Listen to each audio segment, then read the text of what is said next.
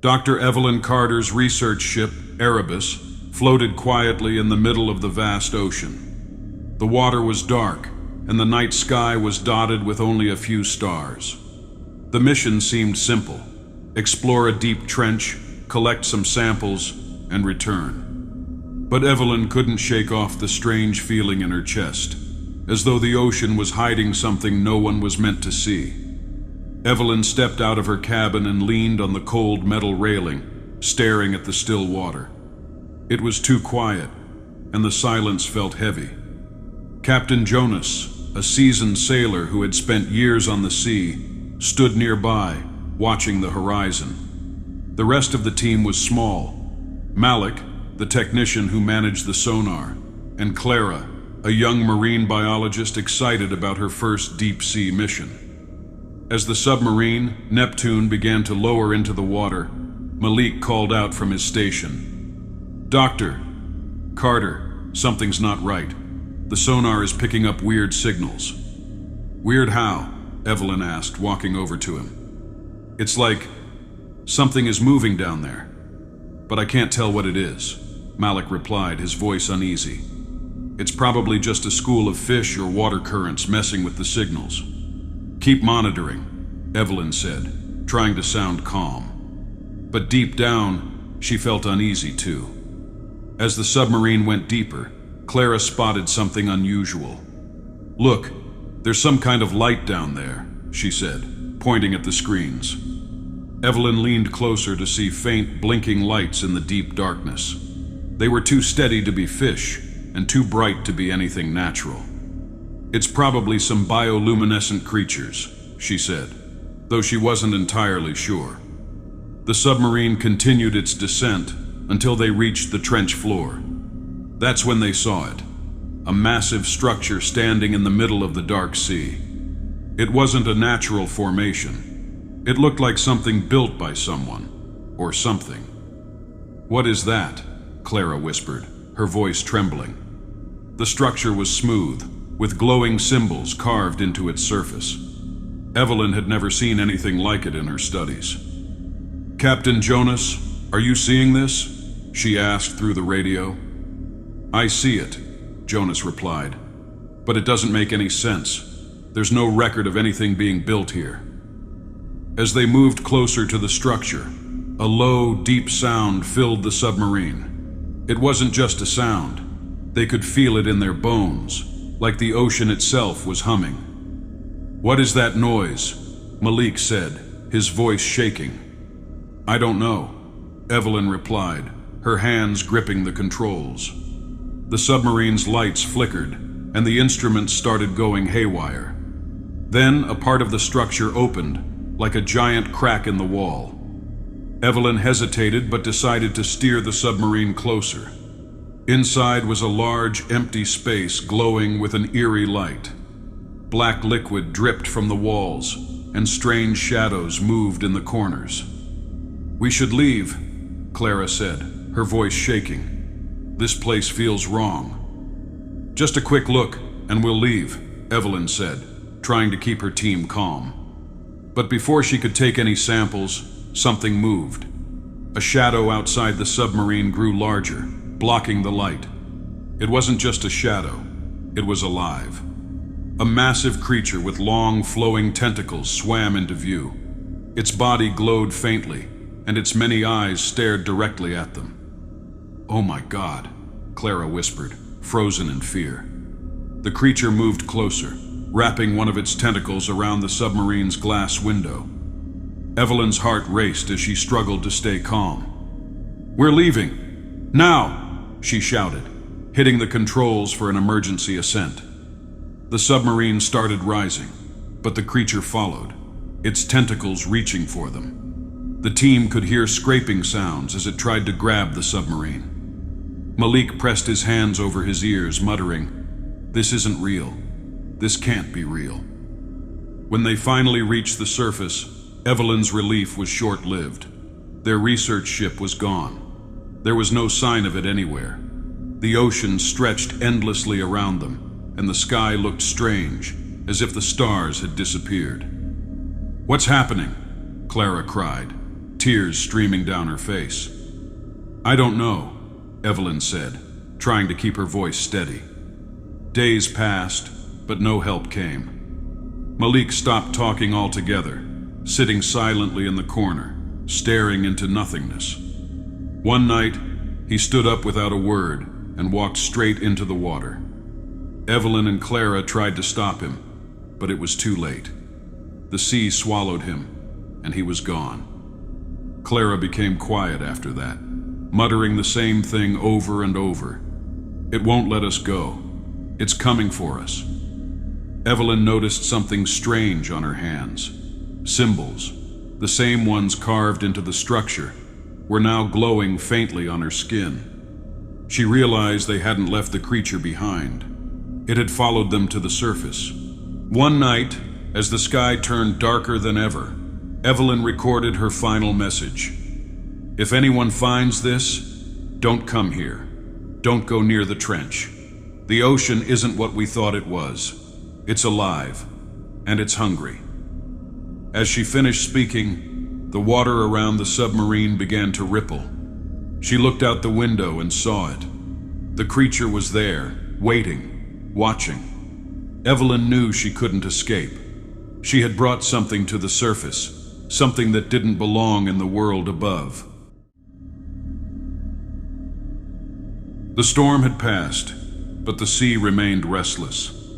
Waves lapped against the old fishing vessel, mariner's dawn, as it rocked gently under the pale morning sky.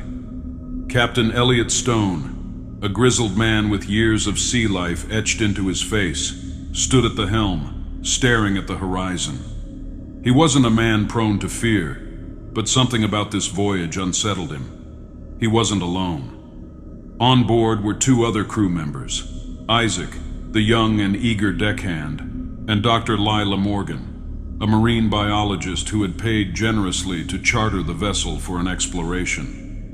She was looking for an elusive deep-sea creature that had been spotted near a trench known as the Abyssal Scar, a place whispered about by sailors but rarely traversed.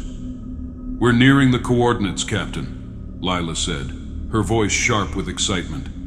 She clutched a small tablet displaying sonar readings. "There's something big down there, and I intend to find out what." Elliot gave her a wary glance.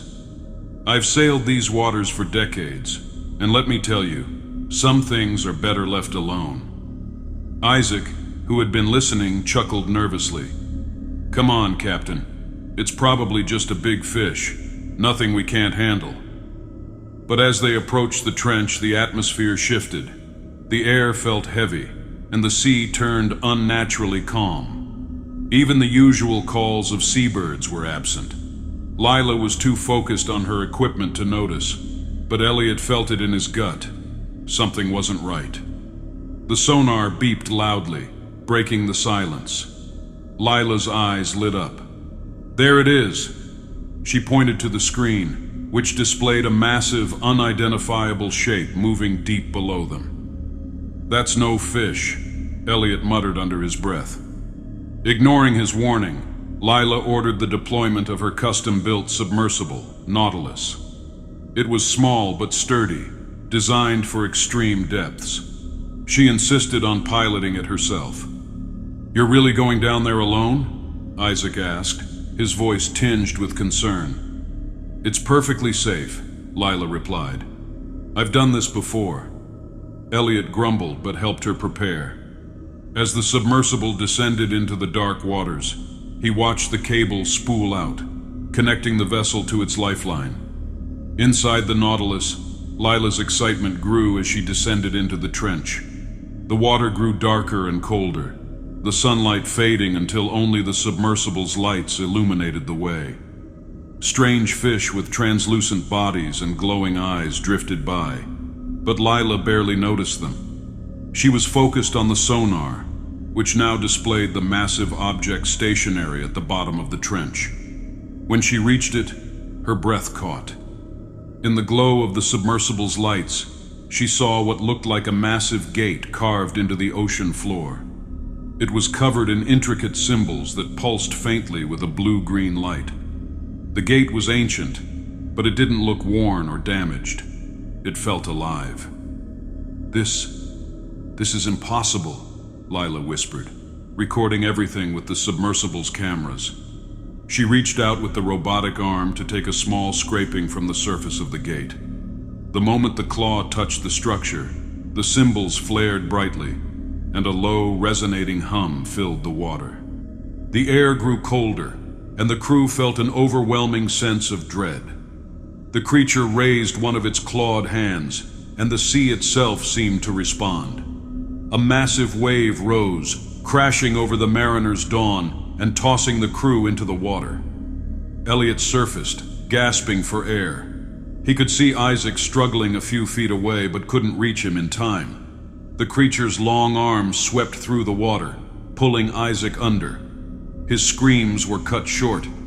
Elliot swam toward a piece of floating debris, clinging to it desperately. He couldn't see the ship or the creature anymore, but the water around him glowed faintly with the same eerie light as the gate. Hours passed, or maybe it was days. Time felt meaningless in the endless sea. Eventually, Elliot spotted a small island on the horizon and used the last of his strength to paddle toward it. When he finally reached the shore, he collapsed, coughing up seawater. The island was barren, with jagged rocks and no vegetation. As he sat there catching his breath, he noticed something carved into the rocks, the same glowing symbols from the gate.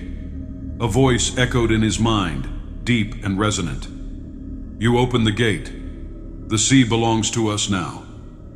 Elliot looked back at the ocean and saw the faint outline of the creature in the distance. It was heading toward the mainland. He tried to warn others when he was rescued days later, but no one believed him. The mariner's dawn was declared lost at sea, and the incident was written off as a tragic accident. But Elliot knew the truth. He could feel it in his bones every time he looked at the ocean. The gate had been opened, and something ancient and powerful was awake. It wouldn't stop with him. It wouldn't stop with the sea. It was coming for the world. The deep sea had always fascinated Captain Walter Haynes, though not for the same reasons it captivated scientists and adventurers. For him, the ocean was a realm of mystery, a place where man's control was meaningless and the rules of nature twisted into something unrecognizable. At 57, he had seen the best and worst it offered, but nothing could have prepared him for the horrors lurking in the Black Veil Trench.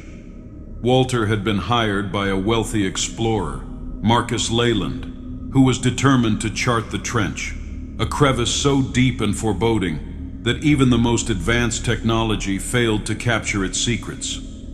Alongside Marcus was his assistant Claire, a marine biologist eager to prove herself in her field. Walter agreed reluctantly, driven more by the generous paycheck than any desire for discovery. The Endurance, Walter's old but sturdy ship, reached the trench after 3 days of sailing. The journey had been eerily calm, the sea unnaturally still as if holding its breath. Walter noted how even the wildlife seemed absent. The silence was oppressive. As Marcus prepared the submersible, Claire stood at the bow, gazing into the water. "Do you believe the stories?" she asked Walter, her voice soft. "Which ones?" he replied, checking the radar. "The ones about ships disappearing here, the strange creatures. Some say the trench isn't just deep, it's alive." Walter scoffed but didn't reply. He didn't believe in myths, but he couldn't shake the unease creeping into his bones. The submersible, Ocean's Eye, was a marvel of engineering, capable of withstanding the crushing pressure of the deep. Marcus insisted on piloting it himself, with Claire accompanying him as an observer. Walter monitored the dive from the ship, his eyes fixed on the sonar display. As the submersible descended, Marcus's voice crackled over the radio. "The trench walls are unlike anything I've seen. Smooth, almost metallic. It's unnatural." Claire's voice followed, tinged with awe. There's no sign of life, not even the usual deep-sea creatures. It's empty. Walter frowned. The sonar showed nothing beyond the submersible's position, a void where even sound seemed to disappear. Deeper they went, until Marcus's voice broke through again. "I see something. There's a structure down here. It's enormous." Walter leaned forward, his heart racing. The camera feed showed a colossal dome-like formation, covered in glowing, pulsating symbols. It seemed to hum with energy, a low vibration that reached the endurance, making the ship tremble slightly. "What the hell is that?" Walter muttered. "It's a gateway," Marcus said, his voice trembling with excitement. "This is it, proof of intelligent life beneath the sea." Claire's voice was less enthusiastic. "Marcus, we need to be careful. This doesn't feel right." Ignoring her, Marcus maneuvered the submersible closer.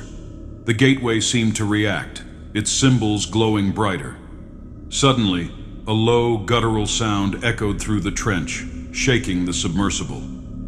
"Pull back!" Walter shouted into the radio. But it was too late. The gateway opened, releasing a torrent of black, inky water that seemed alive, writhing and twisting as it surged toward the submersible. Marcus screamed as the submersible's lights flickered, then went dark. "Marcus! Claire! Can you hear me?" Walter yelled, panic rising. Static was his only reply. Minutes passed, though they felt like hours. Walter paced the deck, his mind racing. He knew he couldn't leave them, but the thought of descending into that abyss filled him with dread. Finally, he decided. Lowering the backup submersible, Walter descended into the trench, gripping the controls tightly. The darkness was oppressive, the only light coming from the submersible's beams. He followed the cable left behind by Marcus's submersible, hoping it would lead him to answers. The trench walls loomed around him, smooth and cold, like the inside of a tomb. As he neared the gateway, he saw Marcus's submersible, its lights flickering weakly. It was intact, but there was no sign of Marcus or Claire inside. Then he saw them. Figures, human, but not quite, floating near the gateway. Their bodies glowed faintly, their features twisted and elongated. Walter's breath caught as he recognized Marcus and Claire among them. "Captain?" Claire's voice echoed in his mind, though her lips didn't move. "You shouldn't have come." "What happened to you?" Walter asked, his voice shaking. "The gateway. It's not just a structure. It's alive. It consumes, transforms." Her voice faded, replaced by a low, guttural growl. The gateway pulsed, and Walter felt an overwhelming presence invade his mind. Visions of a world beyond comprehension flooded his thoughts, colossal beings rising from the depths, their forms shifting and impossible to define. They were ancient, powerful, and hungry. Walter snapped back to reality as the gateway began to close. He turned the submersible around, but the inky water surged toward him, pulling him back. He fought the controls, his heart pounding. "Leave!" Claire's voice echoed in his mind. "Seal the trench. It's the only way." Walter barely made it back to the surface, his body trembling with exhaustion. The Endurance was still afloat, a faint beacon of hope in the endless dark ocean. As he climbed aboard, the crew surrounded him, their faces pale with terror. "What happened down there?" someone asked, but Walter couldn't speak. His trembling hand clutched a small object he hadn't realized he was holding, a smooth black stone etched with ancient symbols that seemed to pulse faintly. Then, the ocean roared. The waves turned violent as if the sea itself was enraged. Walter turned toward the trench, and his heart stopped. Rising from the depths was a shadow, impossibly vast, with glowing eyes that pierced through the darkness. The stone in his hand grew unbearably hot. Walter screamed, dropping it onto the deck, but the symbols on the stone began to glow brighter. casting eerie patterns across the ship. "Seal the trench." Claire's voice echoed again, but this time it wasn't in his mind. It came from behind him. Walter spun around, and there she was, soaked and pale, her eyes hollow. "You brought it back," she whispered, pointing at the stone. "It's too late now." Before he could respond, the shadow from the trench surged upward, swallowing the Endurance in a cascade of black water, leaving no trace behind. Far beneath the ocean's surface, the trench pulsed with an unnatural glow, and the stone, now resting at the bottom, began to crack open. If these 3 stories made you shiver with fear, make sure to like, share, and subscribe. Let us know in the comments what you think is the most horrifying thing that could be hidden in the ocean. And yes, stay ready for the next video, because something even more terrifying is coming soon.